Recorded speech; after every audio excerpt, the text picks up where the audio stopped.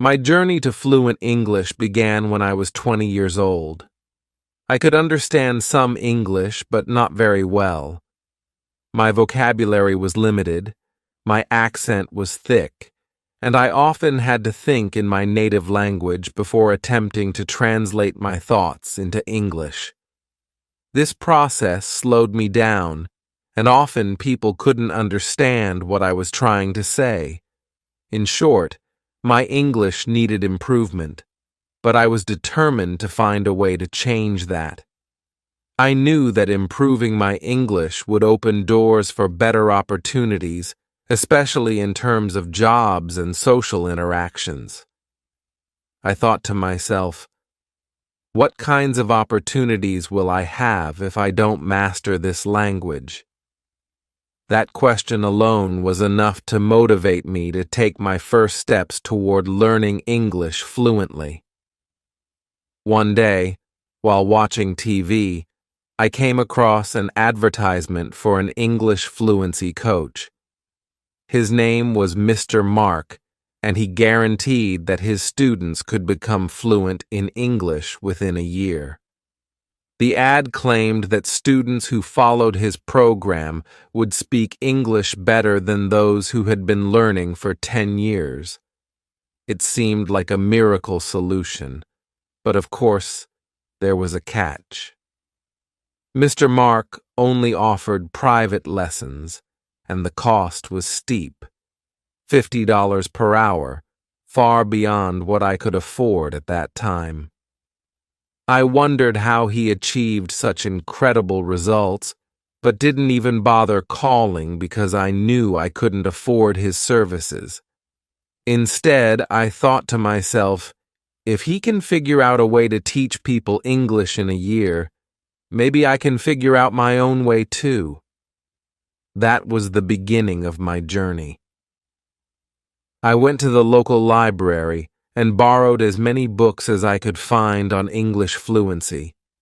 I decided to focus on books written by native speakers because I believed that learning directly from natives would give me the best insights. As I worked through these books, I kept a dictionary by my side to look up unfamiliar words. After reading about 10 books, I noticed a pattern. Many of the strategies repeated the same advice. Listen, read, use what you've learned, and build vocabulary. I tried applying these strategies, but I quickly realized something. While I was getting better at understanding English, my speaking ability wasn't improving much. Frustrated, I continued reading more books, hoping to find the solution I was looking for. In total, I read about 60 books, but they all seemed to offer the same advice, and none of it was helping me speak more fluently. After feeling stuck for a while, I decided to try a new approach. Instead of focusing on books written by native speakers, I turned to books written by non-native English speakers who had successfully mastered the language. These were people who had gone through the same struggles I was facing and had come out the other side fluent in English. To my surprise, the non-native speakers' books offered similar advice to the ones written by native speakers, with one important difference: repetition. They emphasized repeating what you hear over and over again until it sticks. This was something the books by native speakers didn't focus on as much, but it made a huge difference for me. Among all the books I read, there was one that stood out, but it wasn't even about learning English. It was a self-help book by David Johnson on success and goal setting. At first, I wasn't sure if it would help, but as I read it, I realized that achieving fluency in English was just like any other big goal. It required setting clear objectives, creating a plan, and staying committed. Inspired by that, I combined the strategies from both the native and non-native speaker books and created my own learning system, which I called the Fluent English Method. My method was simple. I would immerse myself in English every single day and repeat everything I heard until I could say it fluently. At the time, I lived in Chicago, and my daily commute to work involved a 50-minute train ride each way. I saw this as the perfect opportunity to practice. I bought a cheap Walkman and started listening to English radio shows during my commute. I'd tune in to National Public Radio, NPR, which had news programs that were perfect for learning formal English. There was a challenge, though. As soon as I entered the subway station, the radio signal would disappear. To solve this problem, I started recording the news every night and playing it back during my train rides the next day. I began whispering along with the recordings at first, but soon I started speaking out loud. The subway was noisy enough that no one could hear me, so I wasn't embarrassed to practice speaking out loud in public. In the beginning, I struggled. There were many words I didn't understand, and the news was spoken too quickly for me to keep up. But I stuck with it. When I came across a word or phrase I couldn't pronounce, I would rewind the tape and listen to it again until I could say it correctly. I repeated difficult words over and over again, sometimes saying them aloud 3 or 4 times before moving on. After 3 months of this daily practice, I decided to record myself speaking English to see how much I had improved. To my amazement, I was speaking more fluently than I had ever expected. My accent was still there, but it had softened considerably, and my confidence was growing. Encouraged by my progress, I adjusted my approach slightly. Instead of recording new news programs every day, I started listening to the same recording for an entire week. This allowed me to master every word, sentence, and tone before moving on to the next recording. By the end of each week, I could practically recite the news program from memory.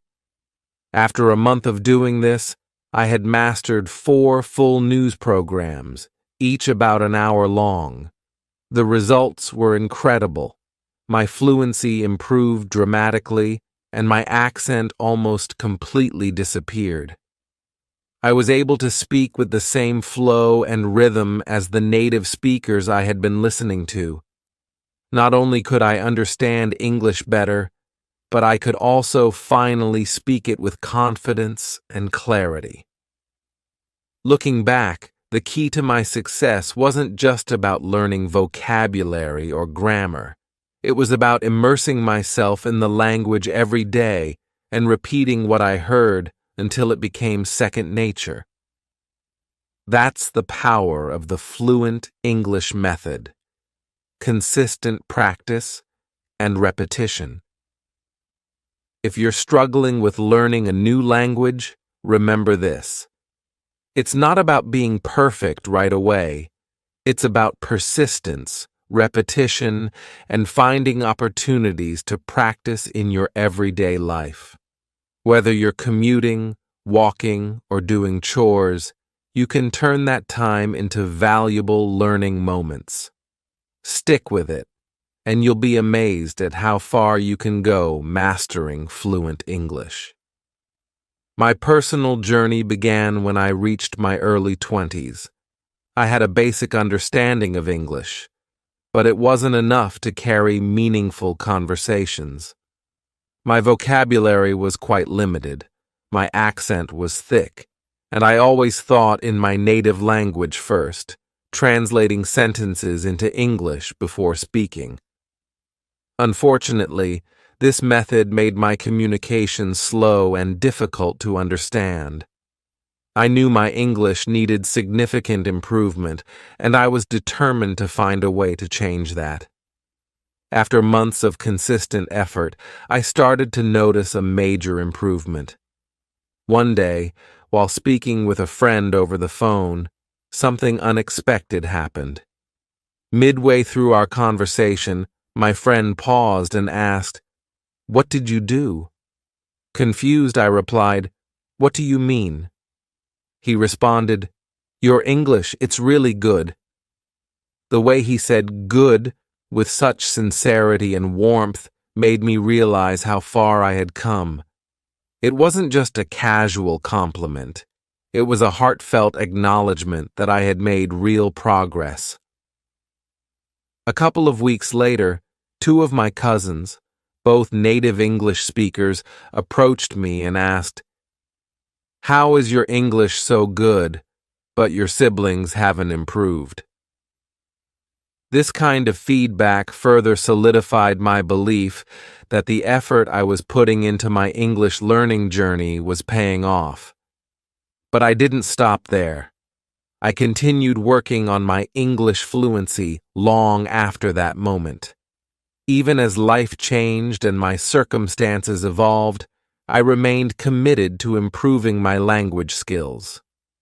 Eventually, I developed a new strategy, which I called the open throat method. This method became my secret weapon for sounding more native in English. It involved speaking from the diaphragm, letting the voice flow naturally from the stomach, and opening the throat. This method helped me achieve a native-like fluency. I'll share more details about it later, but for now, let me tell you about an experience that confirmed just how far I'd come. When my son was in first grade, he invited me to be a guest reader in his class. His teacher, initially skeptical, was clearly worried that I might not speak English well enough to engage her students. I could sense her hesitation. However, once I began reading to the class, the teacher's expression completely changed. She looked shocked, her eyes wide open, as if she couldn't believe what she was hearing. She was hearing. After a few moments, she smiled and even pulled out her camera to take pictures. She asked if she could feature me in the school's newsletter, and later she invited me to participate in more class activities. The reaction of my son's teacher confirmed something important. I had reached a new level of fluency, a level where I could confidently speak English like a native speaker. It felt empowering to know that people were not only understanding me, but also impressed by my fluency. The open throat method. So, what is this open throat method?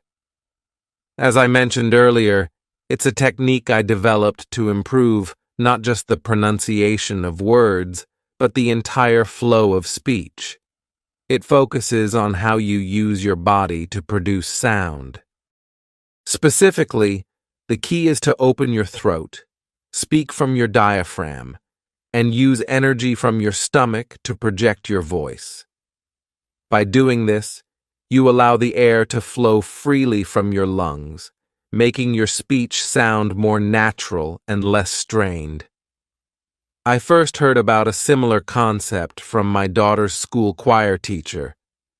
The teacher explained to the class that when people sing with a chicken throat, a tight, restricted throat, their voice lacks power and resonance. The same principle applies to speaking. When you're nervous or shy, you might unconsciously tighten your throat, making your speech sound awkward and hesitant. But by opening your throat and speaking with confidence, your voice becomes clearer and more powerful.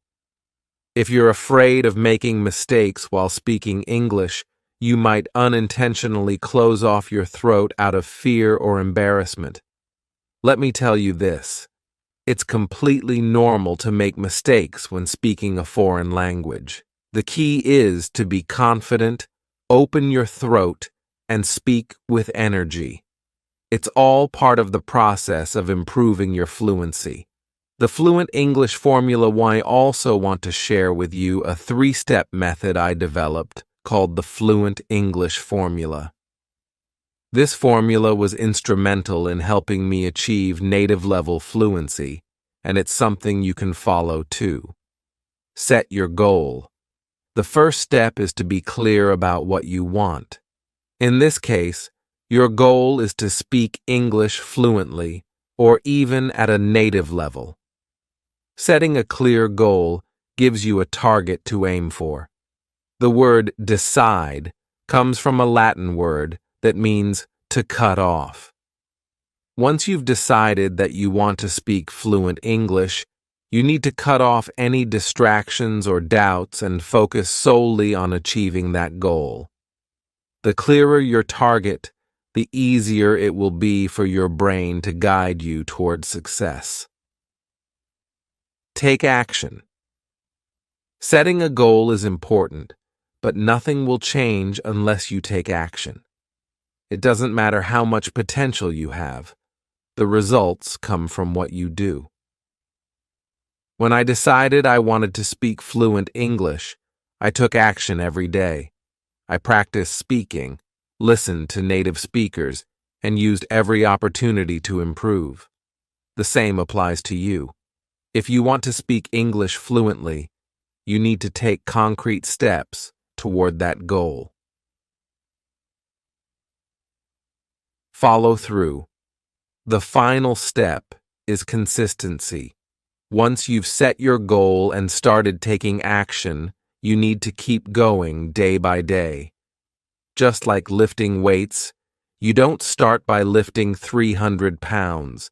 You begin with a small weight and gradually increase the load. The same principle applies to learning English. Start with simple conversations and small vocabulary gains. Over time, you'll build fluency little by little. When I first started working on my English, I took one small action each day. After a few months of consistent effort, I had improved so much that people were complimenting me on my English. The small daily actions added up to significant results.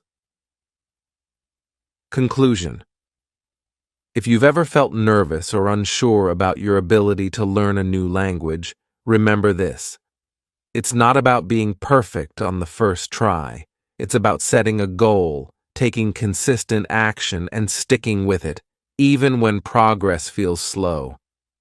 By using the fluent English formula and applying techniques like the open throat method, you can significantly improve your fluency over time. Whether you're practicing English on your commute, in front of a mirror, or with a friend, stay focused on your goal and don't be afraid to make mistakes. Those mistakes are part of the learning process. If you follow through with determination, soon enough, you'll find yourself speaking English with confidence, clarity, and fluency. The path to fluent English. My practice journey toward mastering fluent English didn't happen overnight. After 6 months of practicing daily, I began to see progress. My speech, once hesitant and broken, became smoother and more natural. But the journey didn't stop there. It was by building my fluency bit by bit, day after day, that I reached the level I wanted. After another 3 months of focused effort, I found myself speaking fluent English, something that once seemed impossible. If you work on your English just 1% every day, imagine where you could be 6 months from now. You'd likely have achieved a level of fluency you never thought possible. Let's review the 3 steps that form my fluent English formula. Set your goal, take action, follow through. These steps are simple yet powerful, and when followed consistently, they will change your life. As Helen Keller said, life is either a daring adventure or nothing at all. The power of practice. The one-word secret, practice. Just knowing the steps isn't enough. Let me illustrate this point with a comparison. Let's say you want to learn Kung Fu. You've watched Kung Fu movies, instructional videos, and even observed Kung Fu masters. You know all the moves required to fight 10 opponents, but now you're facing 10 people in real life. Can you defeat them? The answer is obvious. No. Knowing the techniques is not enough. You have to train your body and mind to fight those 10 people. The same principle applies to speaking English. Simply knowing how to speak English isn't enough to achieve fluency. You have to practice, and I mean really practice. You need to open your throat, relax your tongue, loosen your muscles, and control the flow of your speech. You need to prepare both your mind and body for speaking English fluently. Just like Kung Fu, practice is the key. Where to practice? There are countless opportunities to practice. Let me walk you through some practical ways to integrate English practice into your daily life. On public transport, train or bus. If you commute by train or bus, you're in luck. These environments are excellent for practicing. When I was learning, I would find a quiet corner on the train and practice speaking out loud. I didn't whisper, because whispering won't help you build confidence or the right vocal habits. You want to speak out loud as if you're talking on the phone. In fact, in today's digital age, you can use your phone as a prop. Put on your headphones and pretend you're in a conversation. It's an easy way to practice in public without drawing too much attention. Buses are usually quieter than trains, which means you won't have to speak as loudly. However, remember not to whisper. Speaking softly won't engage your diaphragm or help you develop the throat and vocal control you need for fluency. In your car. This is by far my favorite place to practice. The car offers privacy and the freedom to go all out in your practice.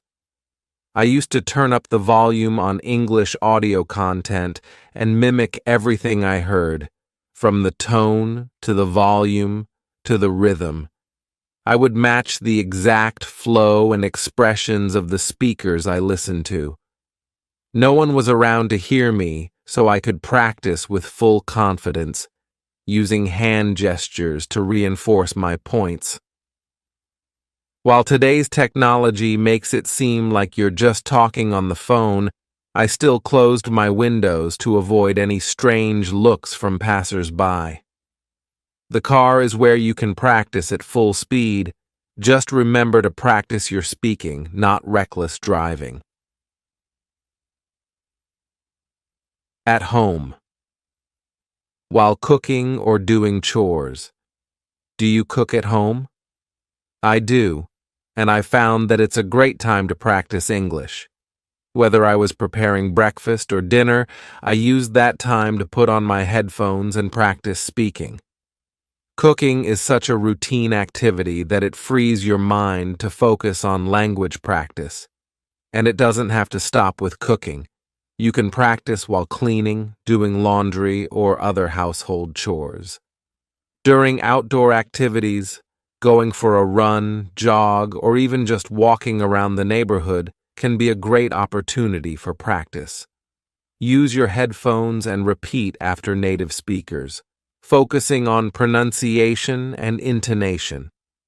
Physical activity combined with mental focus enhances learning and can make the practice feel less tedious. Choosing the right materials. Now that you know where to practice, let's talk about the materials you should use. Choosing the right content is critical. The materials you select will determine whether you learn to speak correct English or incorrect English. The first choice you need to make is whether you want to speak British English or American English. The two accents are different, and if you want to speak like a native, you'll need to choose one and stick with it. Don't mix the two. Pick one accent, focus on it, and immerse yourself in materials that use that accent consistently. Once you've mastered one, you can go back and learn the other. But until then, concentrate on just one.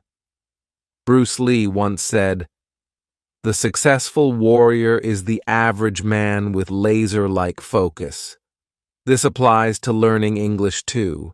If your focus is scattered, your results will be scattered. But if you focus on one accent and one set of materials, your progress will be sharp and noticeable. Once you've chosen your accent, it's time to pick the right materials. You want to learn from native speakers in real-life situations.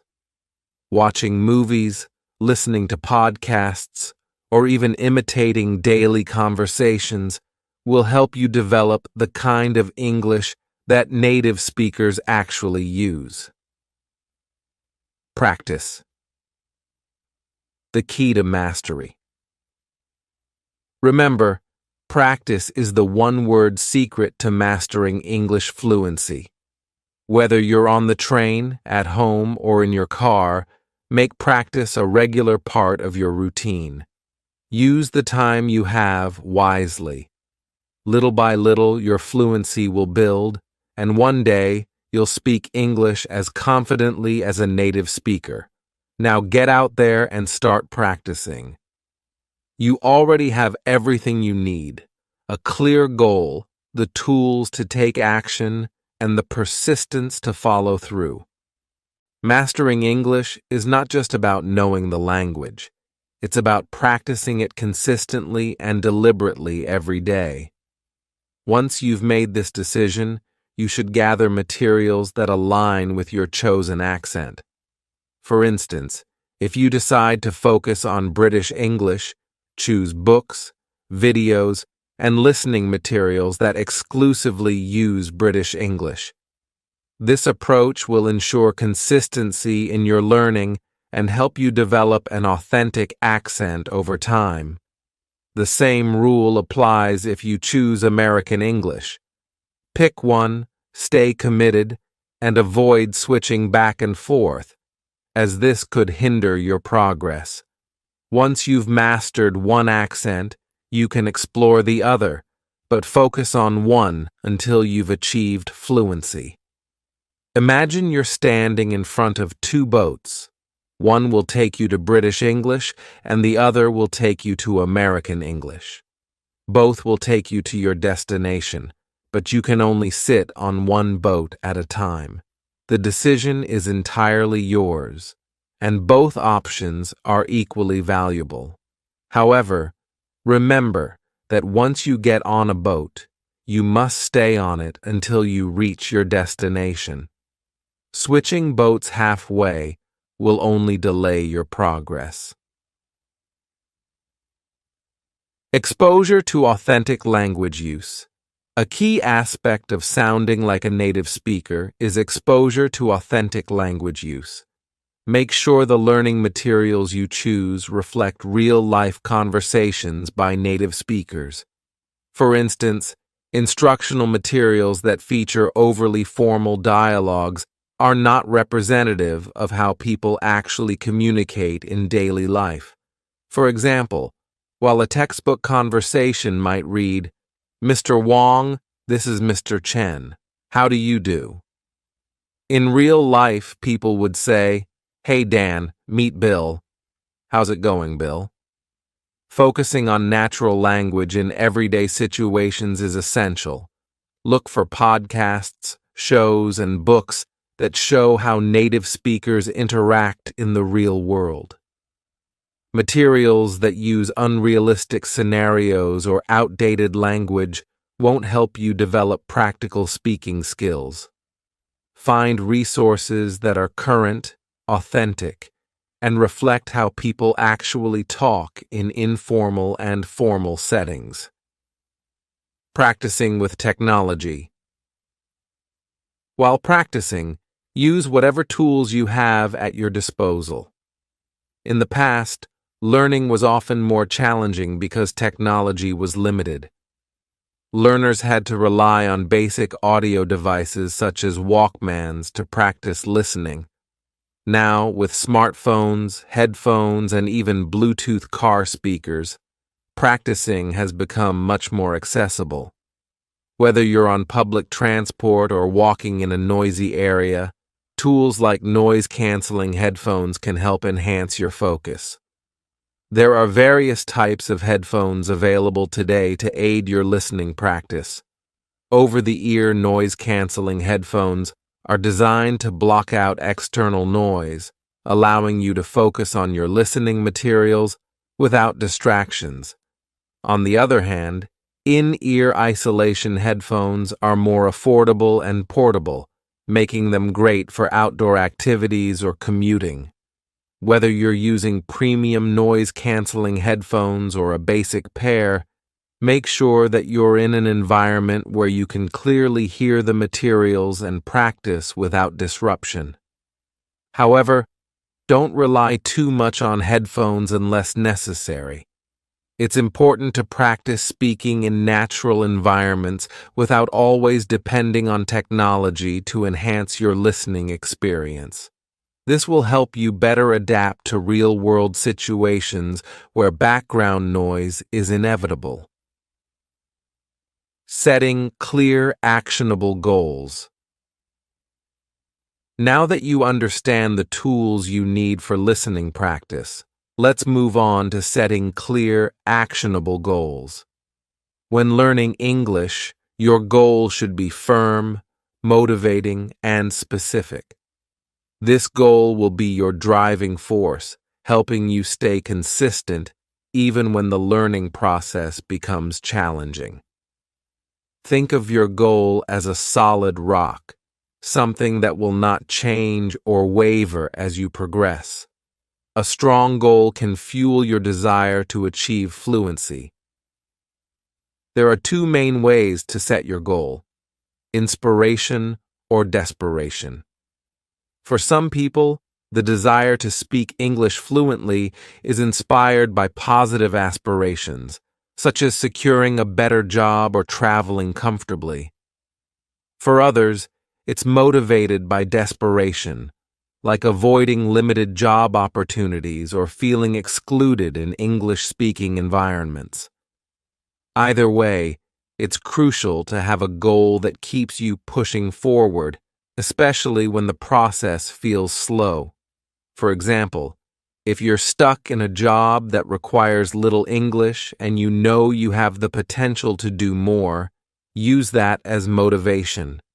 You might set a goal like, I will speak fluent English in 1 year to improve my career prospects and secure a better job. This goal is specific, time-bound, and realistic, allowing you to track your progress over time. Taking action. Once you've set your goal, it's time to take action. The second step in achieving fluency is practice. Listening to English daily, imitating native speakers, and actively engaging with the language are all critical components of this phase. Every day, spend time immersing yourself in English, whether it's listening to podcasts, watching movies, or reading books. Consistency is key. Make English a part of your daily routine. As you practice, don't shy away from speaking, even if you make mistakes. Speaking is a crucial step toward fluency. Join language exchange programs, practice with friends, or even speak aloud to yourself if you don't have a practice partner. The more you use the language, the more confident and natural you will become. Following through. The final step is to follow through. Achieving fluency doesn't happen overnight. It requires perseverance, patience, and a commitment to your goal. Track your progress regularly and celebrate small victories along the way. Whether it's mastering a difficult pronunciation or understanding a complex conversation, keep pushing forward, even when the journey feels tough, and remind yourself why you started. Conclusion. In conclusion, becoming fluent in English, particularly like a native speaker, is a process that involves clear focus, the right materials, consistent practice, and a strong goal. Whether you choose British or American English, your dedication to learning one accent at a time will help you reach your goal. Stick with your plan, use technology and resources wisely, and remember that persistence is key to success. See, people like Ken, a country boy who had never been very successful academically, dropped out of school at a young age. Despite that, Ken found a way to master English and speak it like a native. He started at the age of 20, and within 6 months, he was fluent.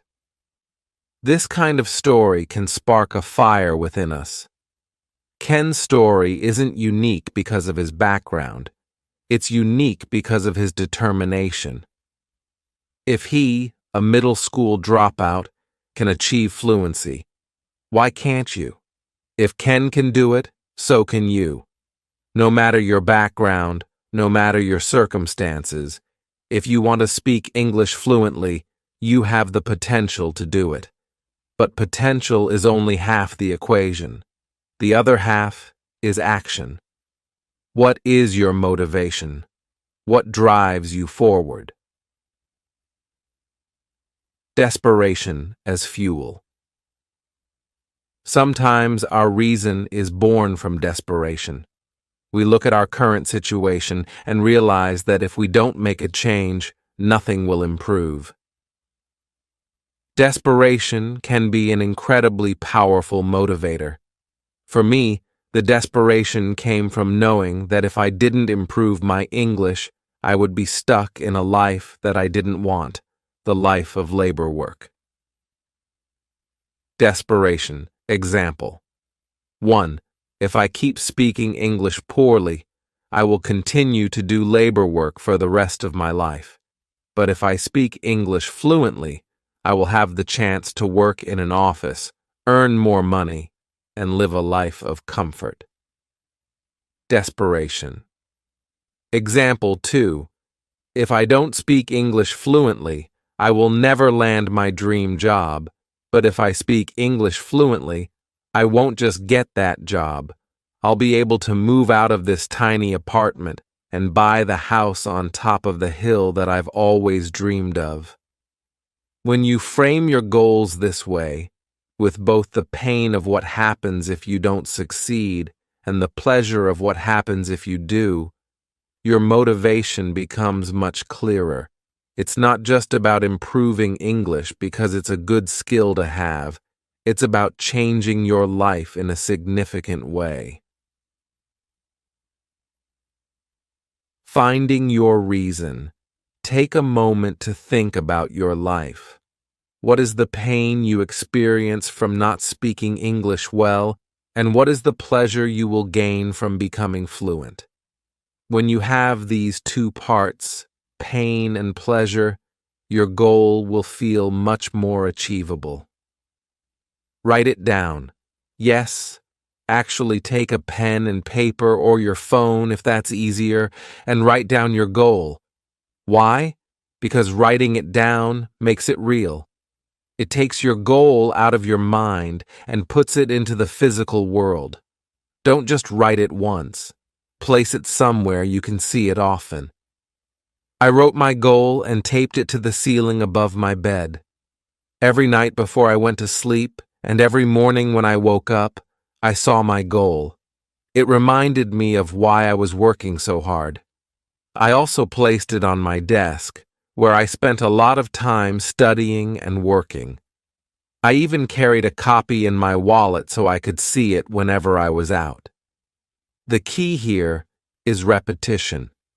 The more you see your goal, the more it becomes part of your daily life. It's a constant reminder that you have something to work toward, something important, out of sight, out of mind. This is what happens when you forget to keep your goal in front of you. But when your goal is visible every day, it's much harder to ignore. The 80-20 rule for success. This is the golden rule for success. 80% of your success depends on your goal, and 20% depends on the work you put in.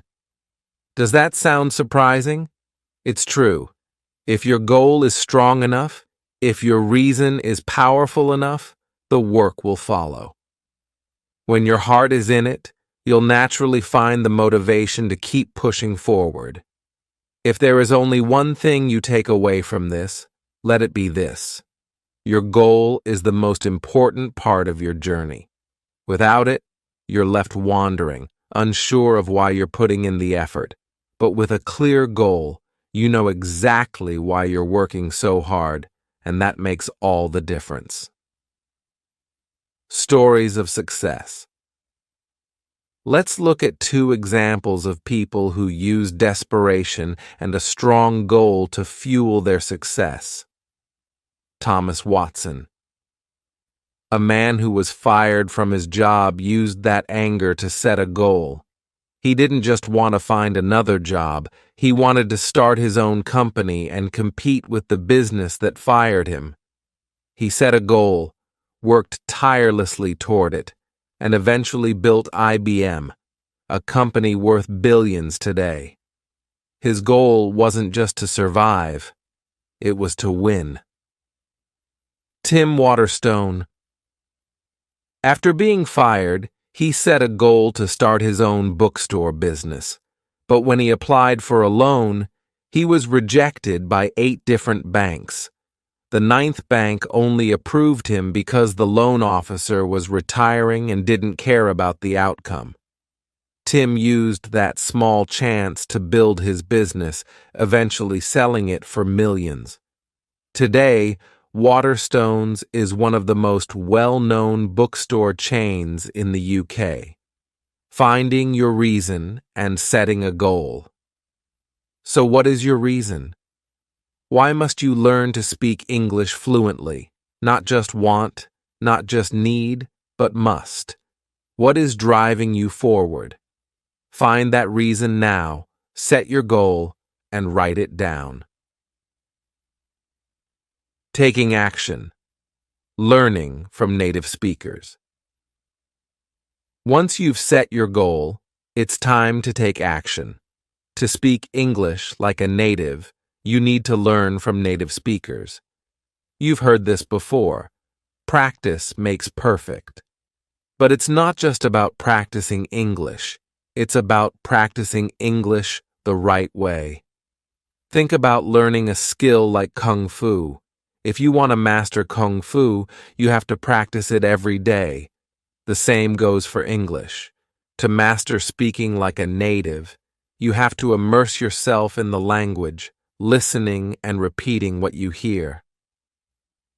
9 actions to start speaking English. Fluently. Listen and repeat immediately. Listen to native English materials and repeat what you hear as quickly as you can. Don't worry about understanding every word. Just focus on repeating the sounds and phrases. Complete the entire material. Don't stop halfway through. Listen to and repeat the entire piece of material from start to finish, even if some parts are difficult. Record yourself. Record your voice repeating the material.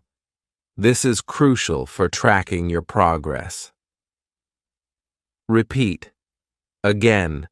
Go through the material again, this time focusing on difficult words and phrases. Repeat them until you get them right. Focus on speaking, not meaning. Don't get caught up in trying to understand every word. Focus on speaking, and the understanding will come naturally over time. Mimic everything. From the tone to the flow to the speed, try to mimic native speakers as closely as possible. Compare your recordings. Listen to your earlier recordings and compare them to your most recent ones. Notice the improvements. Find new material. Once you've mastered one piece of material, find something new at the appropriate speed, whether slower, just right, or faster, and repeat the process. Follow through. Keep repeating this process, building on what you've learned, and improving your fluency step by step. The importance of persistence. Here's a fun fact. 1% of people who buy instructional books follow the instructions and succeed. The other 99% either stop trying or look for another method. The question is, which one will you be? The power of desperation and determination. Desperation is a powerful motivator. When the stakes are high and the future seems uncertain, it's natural to feel fear, worry, and anxiety. Yet these feelings can be channeled into motivation that propels you toward success. In my case, the desperation I felt about my broken English was a driving force. I knew that if I didn't take action to improve my English, I'd be stuck doing labor work for the rest of my life. The thought of a lifetime of physical toil with limited opportunities was a bleak prospect. But if I could improve my English and speak fluently, I'd be able to get an office job, earn more money, and live a more comfortable life. This was my reason. This was my why, and it pushed me forward. What is your reason? Each of us has a different motivation when it comes to learning English or improving any skill. You need to find your own reason, a reason that will ignite your passion and drive you to take consistent action. For me, the small but significant goal of transitioning from labor work to office work was enough to keep me going. What's your reason? Do you want a better job? Do you want to travel the world with confidence? Do you want to impress your friends, colleagues, or family members? Maybe it's as simple as wanting to communicate effectively and fluently with others. Whatever it is, you need to identify your reason, because that reason will be your fuel when the journey gets tough. By the end of that period, he was speaking English fluently, just like a native. If Ken can do it, then why can't you? If a middle school dropout can master English in 6 months, surely you can too. The key is not in talent, but in the effort and dedication you put into the process. In fact, I believe that anyone can speak English like a native if they follow the right steps. I will make myself speak English like a native. Repeat this mantra in your mind. I can do it. I will do it. Your belief in yourself is just as important as the effort you put in. Desperation, the catalyst for change. While inspiration can give you hope, desperation can give you the urgency to act. Imagine this. If you keep speaking English the way you do now, you'll be stuck doing labor work forever. But if you can master English, you'll open the doors to a more comfortable and prosperous life. Picture yourself in an office, sitting at a desk, handling important tasks, and earning a good salary. This vision should fill you with a sense of urgency. If you don't act now, you risk losing the opportunity to live the life you desire. Desperation is a two-part equation. First, you need to identify the pain you'll continue to experience if you don't achieve your goal. Second, you need to visualize the pleasure and rewards that will come when you succeed. Together, these two forces will create a powerful push-pull dynamic that keeps you focused and motivated. Write down your goal. Now that you have identified your reason and your source of motivation, it's time to solidify your commitment by writing down your goal. Yes, writing it down is crucial. When you write something down, it becomes real. It becomes a tangible reminder of what you're working toward. The golden rule of success. Here's a powerful rule that I've discovered.